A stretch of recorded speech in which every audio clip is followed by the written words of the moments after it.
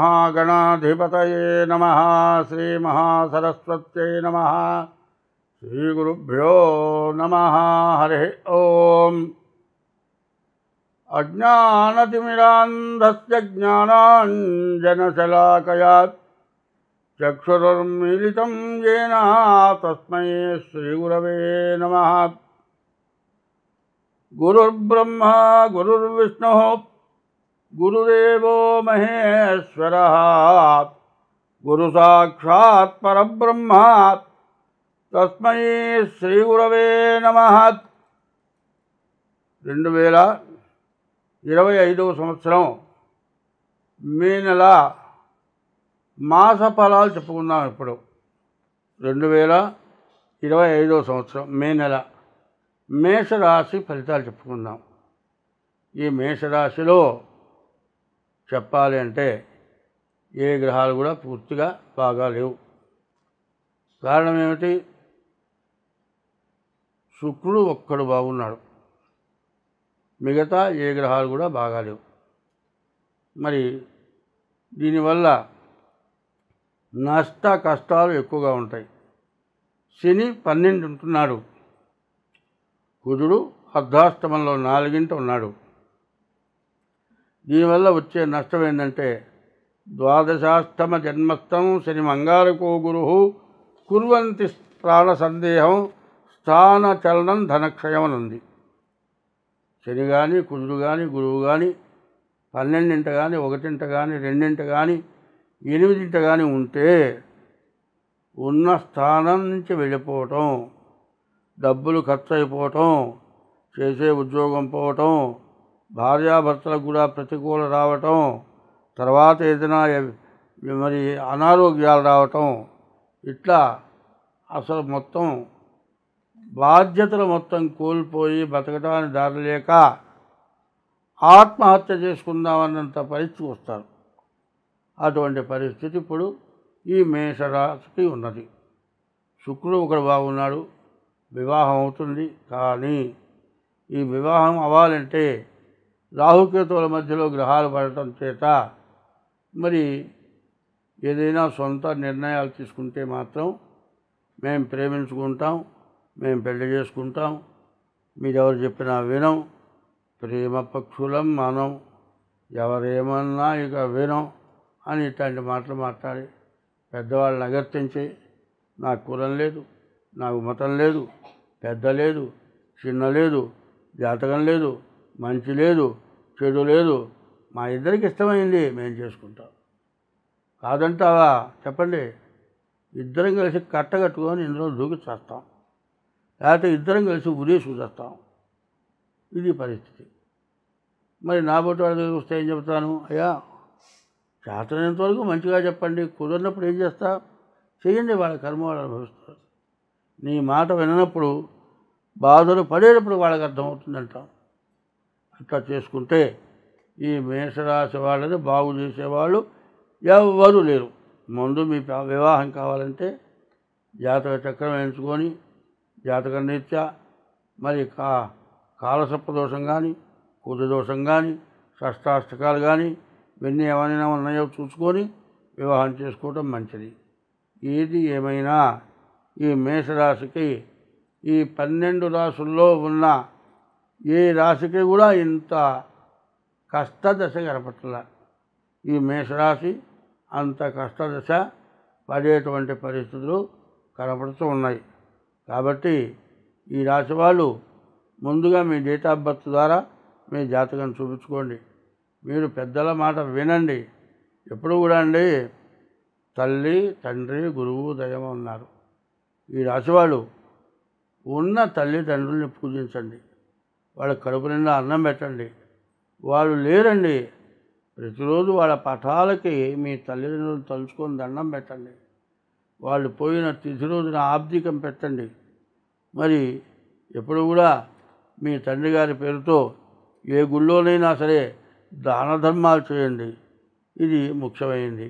తల్లిదండ్రులను పూజించడమే కాదు, భార్యని ఎప్పుడు కూడా ప్రేమగా చూడండి. భార్యని హీనంగా ఇబ్బంది పెట్టి నీవు చెప్పే మాట నే వినేదేంది, నాకంటే నీవు చదువులో ఎక్కువ, వంశంలో ఎక్కువ, ఐశ్వర్యంలో ఎక్కువ, నేను అన్నింట్లో ఎక్కువ, నువ్వేం చెప్పక్కర్లా అని ఎదురు తిరుగుతారు. అట్లా కాదండి. కార్యేషు దాసి, ఆడమనిషి పనిచేసేప్పుడు దాసిదానిలాగా పనిచేస్తుంది. కరణేషు మంత్రి, పనిచేసేప్పుడు మరి ఏదైనా వ్యవహారం వచ్చినప్పుడు మంత్రిలాగా పనిచేస్తుంది. కార్యేషు దాసి కరణేషు మంత్రి, భోజ్యేషు మాత, అన్నం పెట్టేప్పుడు తల్లిలాగా పెడుతుంది. భోజ్యేషు మాత శయనేషు రంభ, భర్తతో కలిసి సంసారం చేసేప్పుడు రంభలాగా అలంకరించుకొని ఉంటుంది. కార్యేషు దాసి కరణేషు మంత్రి, భోజ్యేషు మాత శయనేషు రంభ. క్షమయా ధరిత్రి, క్షమించటంలో భూదేవత అంత ఓర్పు ఆడమనుకుంది. భూదేవత ఓర్చుకోలేకపోతే మనం ఎవరం తట్టుకోలేము. క్షమయా ధరిత్రి. మరి సత్కర్మయుక్త, ఈ 6 రకాల పద్ధతులు ఆడమనిషికి ఉంటేనే ఆ ఇల్లు బాగుపడుతుంది. కాబట్టి స్త్రీ చిత్తం పురుషుడు భాగ్యం అన్నారు. కాబట్టి ఆ భార్య ఆ విధంగా నీకు ఉపయోగపడాలి అంటే ఆ భార్యను ఎప్పుడు కూడా సంప్రదిస్తూ, ఆమెతో మంచిగా ఉంటూ, ఆమెకు ఎటువంటి బాధ కలగకుండా చేస్తూ, ఆ అమ్మాయి తల్లిదండ్రుల్ని తర్వాత ఎప్పుడూ కూడా ఏ బాధ పడకుండా ప్రేమగా చూసుకుంటూ ఉంటే ఆమె యొక్క ప్రేమ మీ కుటుంబ వృద్ధికి బాగా ఉపయోగపడుతుంది. కాబట్టి వివాహ విషయంలో అన్ని విధాలా ఆలోచించి వివాహం చేసుకోండి. ఇది కాకుండా మీ డేట్ ఆఫ్ బర్త్ ద్వారా మాత్రం జాతకం చూపించుకోవాలి. ఇది గోచారం 25 వంతులు మాత్రమే. 75 వంతులు డేట్ ఆఫ్ బర్త్ ద్వారా చూడాలి. డేట్ ఆఫ్ బర్త్ ద్వారా చూస్తేనే మీ జాతకం అర్థమవుతుంది. మీకు ఏ అవసరం ఉన్నా కింద మా ఫోన్ నెంబర్కి ఫోన్ చేసి డేట్ ఆఫ్ బర్త్ ద్వారా కానీ, డేట్ ఆఫ్ బర్త్ లేకపోతే హస్తసాముద్రికం ద్వారా కానీ మీ జాతకం చెప్పటం జరుగుతుంది. మీకు ఏదైనా దోషాలుంటే దాని పరిహారం చేయించడం జరుగుతుంది. ఇట్లా చెప్పిన తర్వాత ఏమంటున్నారు, మీరు మమ్మల్ని సంప్రదించండి, మీ జాతకం మేము చెబుతా అన్నారు. కానీ ఇంకా ఏం చెప్పలేదు. ఆ మాట చెప్పాం కాబట్టి నీకు ఫోన్ చేస్తున్నాం. అయ్యా, ఫోన్ చేస్తే జాతకానికి కష్టపడాలి, పని చేయాలి. దానికి తగినటువంటి పారితోషికం ఇవ్వాలి. అట్లా ఇచ్చే చెప్పించుకోవాలి. మొన్న ఆయన ఫోన్ చేశాడు. ఆ ఫోన్ చేసి నేను మీ ఇంటికి వస్తా, నా జాతకం చెప్పు. అయ్యా, డేట్ ఆఫ్ బర్త్ పెట్టయ్యా, మరి ఫోన్పే మా ఫీజు వెయ్యి అంటే టోకరా మాటలు చెప్పబాకు, టోకరా చేయబాకు నువ్వు అని మాట్లాడుతున్నాడు. నేను టోకరా చేసేవాడిని అయితే ఇంత కష్టపడి చెప్పాల్సిన అవసరం లేదు. ఒక ఆయన లఫూట్ మాటలు మాట్లాడబాకమన్నాడు. మరి ఎవరు మాట్లాడుతున్నారు, ఎట్లా మాట్లాడుతున్నారు? ఎవరైనా సరే ఏ పని చేసినా సరే దానికి తగిన ఆదాయం లేకుండా తను తిని పిల్లల్ని పోషించకుండా బతుకుతున్నారా? నాకు 80 ఏళ్ళు వచ్చి నేను మీకు ఇన్ని విధాలు జాతకం చెబుతుంటే నన్ను ద్వేషిస్తే నేను మాత్రం వాళ్ళని ద్వేషించను. భగవంతుడు అనేవాడు తప్పు చేసిన వాడిని కానీ, ఒప్పు చేసిన వాడిని కానీ, అనవసరం మాటలు మాట్లాడిన వాడిని కానీ అందరినీ భగవంతుడే చూస్తాడు. అందరినీ ఆయనే రక్షిస్తాడు. ఎవరన్నా తప్పుంటే వాళ్ళకి తగిన శిక్ష కూడా ఆయనే వేస్తాడు. స్వస్తి. వేముల వల్ల చెట్లు పెరిగాయి, చెట్ల వల్ల కాయలు వచ్చాయి, కాయల వల్ల పండ్లు వచ్చా. ఇవన్నీ తినడం వల్ల మీకు జ్ఞానం వచ్చా. ఈ జ్ఞానం వచ్చిన తర్వాత నీ తల్లిదండ్రులు స్కూలుకో, హై స్కూలుకో, కాలేజీకో పంపించి చదువు చెప్పించారు. నీకు ఉద్యోగం వచ్చింది. నీ వయస్సుకి నీకు పెళ్లి చేశారు. నీకు భార్య వచ్చింది. ఎంతసేపు ఇప్పుడు కలుగుతున్న పిల్లలు ఎట్లా ఉన్నారు? చదువుకోమంటే వినరు. బతికిలాడో కష్టపడో ఏదో రకం చెప్పు పిల్లలు చదివిస్తారు. సరే చదువుకుంటారు, ఉద్యోగం వస్తుంది. ఉద్యోగం వచ్చిన తర్వాత పెళ్ళి అంటే ఏరా పెళ్లి చేసుకోరా, నాకు ఇప్పుడు వద్దు. ఎందుకనరా? కాదురా, వయసు విరిగిపోతుందిరా, నాకు వద్దు. అసలు చేసుకోవచ్చా? చేసుకుంటా. ఎప్పుడు చేసుకుంటారా? నాకు టైం కావాలి. ఇట్లా కాలం గడుపుతాడు. కాలం గడిపిన తర్వాత మా ఒకటి వాళ్ళ దగ్గరికి వస్తారు. వాళ్ళు ఆ పిల్లవాడి తల్లిదండ్రులు డేట్ ఆఫ్ బర్త్ తీసుకొచ్చామండి, మా అబ్బాయికి పెళ్లి చేసుకోమంటే చేసుకోవట్లేదు, ఇన్ని సంబంధాలు వచ్చినా కూడా చెడగొట్టుతున్నాడు అంటే నా బట్టి వాళ్ళు చూసి, అయ్యా మీ అబ్బాయికి ఇదివరకే పెళ్ళి అయిపోయిందని చెబుతాను నేను. పెళ్ళి అమ్మ మా అబ్బాయి అట్లాంటి వాడు కాదండి, చాలా మంచివాడండి, జీతం తీసుకొస్తాడండి, మాకే ఇస్తాడు, ఈ మధ్య కాస్త జీతం ఇవ్వటం లేదు, వాడుకుంటున్నాడు, జలసా చేస్తున్నాడు, మంచి మంచి గుడ్డలు కొంటున్నాడు, కానీ సగం కూడా జీతం అనట్లేదు, కానీ వాడికి ఏ అలవాట్లు లేవంటారు.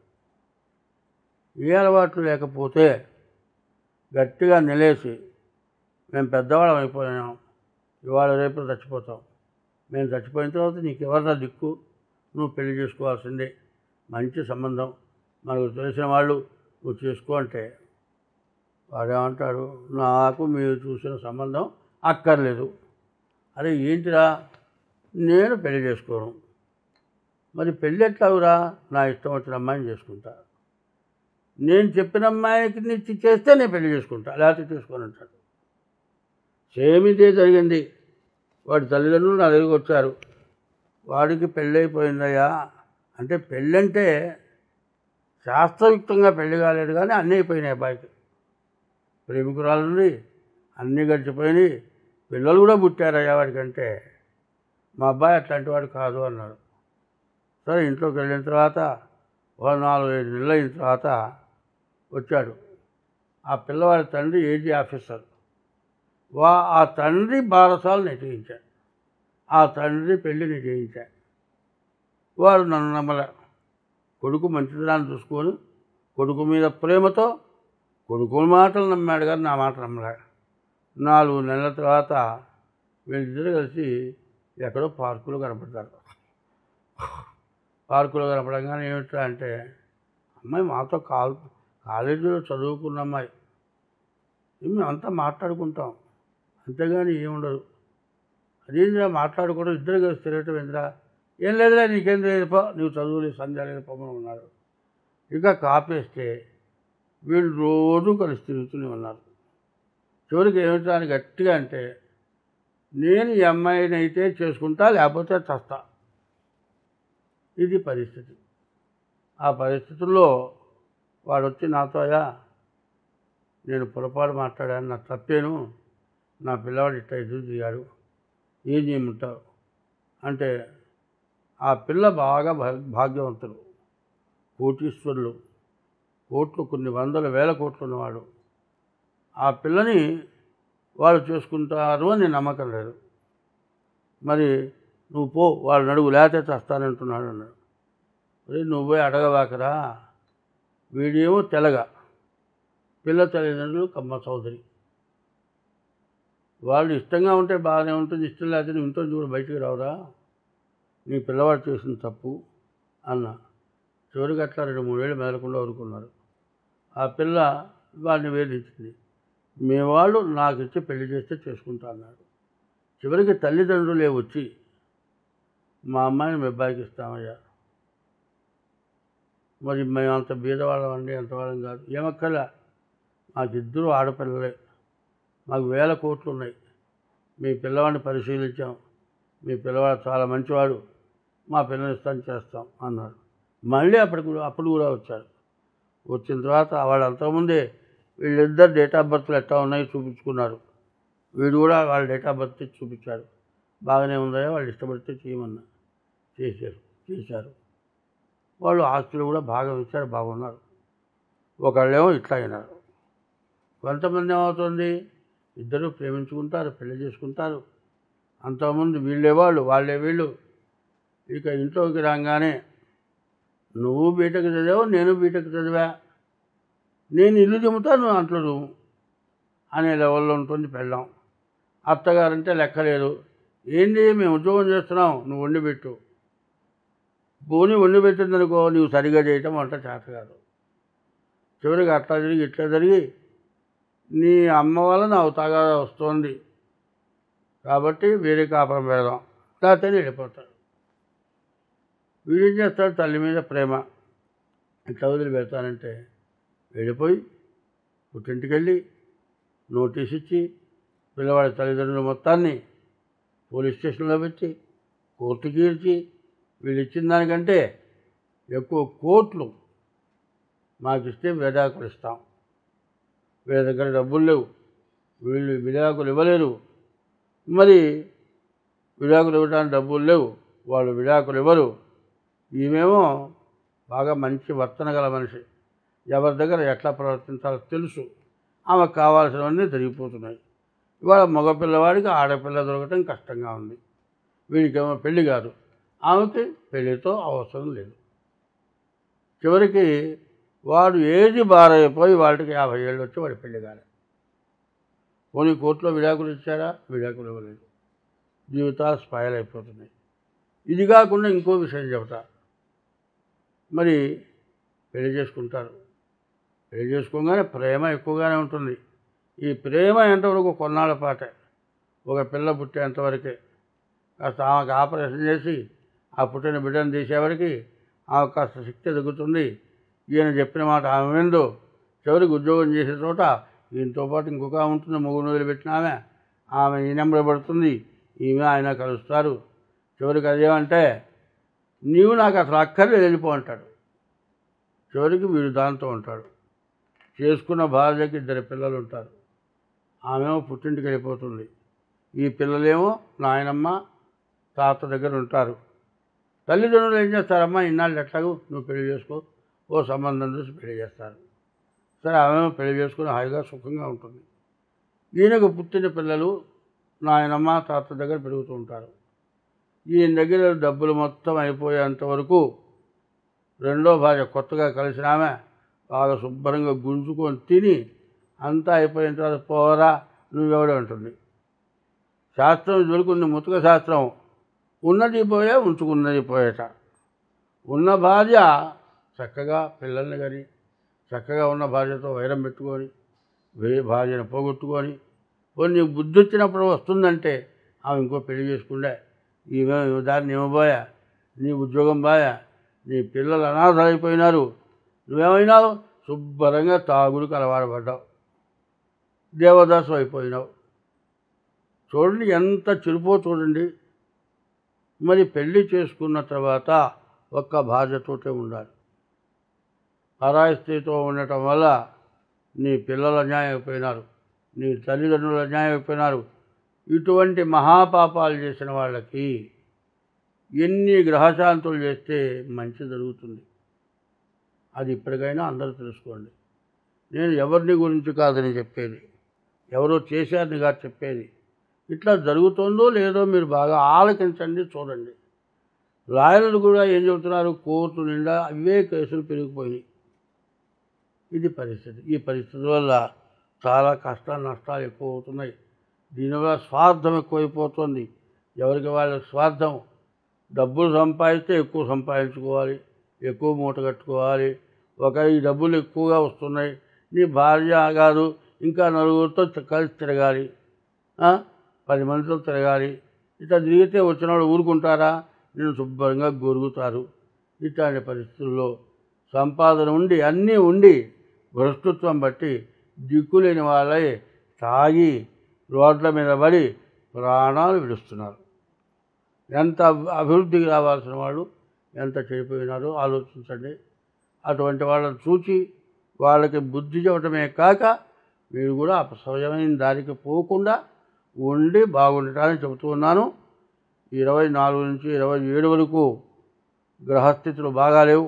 దానివల్ల సమస్యలు ఎక్కువ అవుతాయి. కాబట్టి ఎవరికి వాళ్ళు జాగ్రత్తగా ఉంటే మంచిది. స్వస్తి.